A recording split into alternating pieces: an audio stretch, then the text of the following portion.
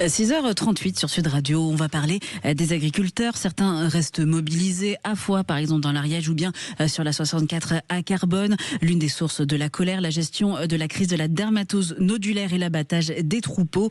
Il y a une campagne de vaccination obligatoire en Occitanie et notamment dans le département de l'Hérault.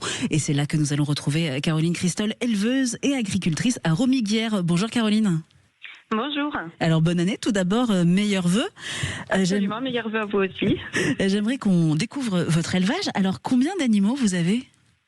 Alors on en a 173 en ce moment. 173 en ce moment parce qu'il y a des petits ? Alors il y a des naissances, voilà, donc ça peut évoluer. Et puis comme on travaille aussi en vente directe, ça peut évoluer un peu à la baisse quand on fait les ventes. Vous êtes dans l'Hérault, je le disais. On parlait du vaccin de la dermatose nodulaire. Il est obligatoire dans votre département. Vos animaux ont été vaccinés ? Absolument, oui. Donc on a vacciné le 23 décembre.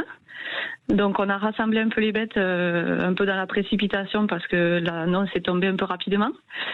Et on a fait revenir aussi notre salarié qui était en congé pour ce travail-là. Et on a tout vacciné le 23 décembre.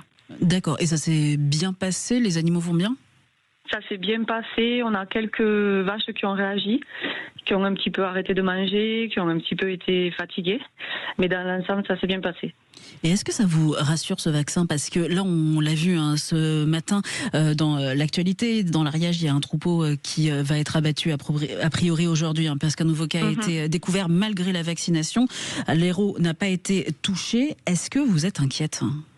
Oui, on reste inquiet parce que c'est la seule solution pour l'instant que l'on nous propose pour les protéger. Mais c'est vrai qu'on n'a pas envie de vivre ce drame-là, quoi. Ça serait la catastrophe pour nous si on devait avoir un cas et qu'il faille abattre tout le troupeau. Oui, c'est notre outil de travail. Oui, j'imagine, outil de travail. Et puis vous êtes attaché à vos animaux. On a entendu Absolument. Des témoignages de génération en génération. Oui, c'est des animaux avec lesquels on vit, c'est des animaux avec qui on a appris à travailler en sécurité, donc ça serait un drame. On a des enfants, je pense leur expliquer qu'elles vont plus les voir, ça serait dramatique, donc on reste positif.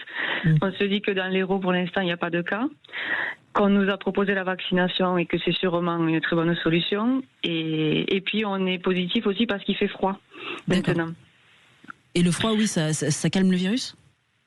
Ça calme pas le virus, mais vous savez, c'est une transmission par vecteur, par insecte. Oui. Donc, qui dit froid dit beaucoup moins de pression d'insectes, et donc on se dit que c'est positif pour la maladie. Nous, sur Sud Radio, on a été très présents et on est encore auprès des agriculteurs, notamment dans l'Ariège, aussi ceux de la 64 à Carbone. On pense à eux aussi, on est solidaires quand on est éleveur. Oui, on est solidaires, on pense à eux. On les remercie de se mobiliser aussi parce qu'il y a certains comme nous qui ne pouvons pas. On est en pleine période de naissance, c'est le jour, la nuit, les week-ends, donc on ne pourrait pas aller sur les barrages. Donc on remercie ceux qui se mobilisent pour notre cause.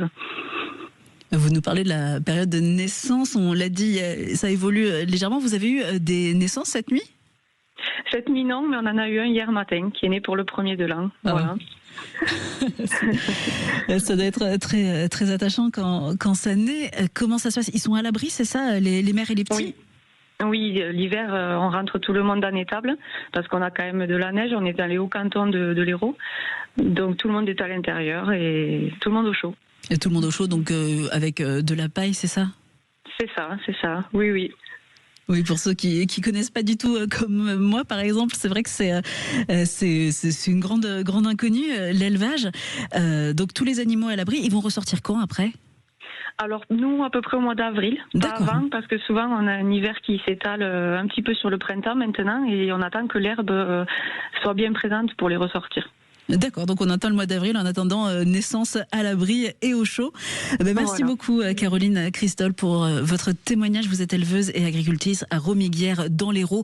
On vous souhaite une très belle journée et puis bon courage aussi par rapport à toute cette situation. Merci, une bonne journée à vous.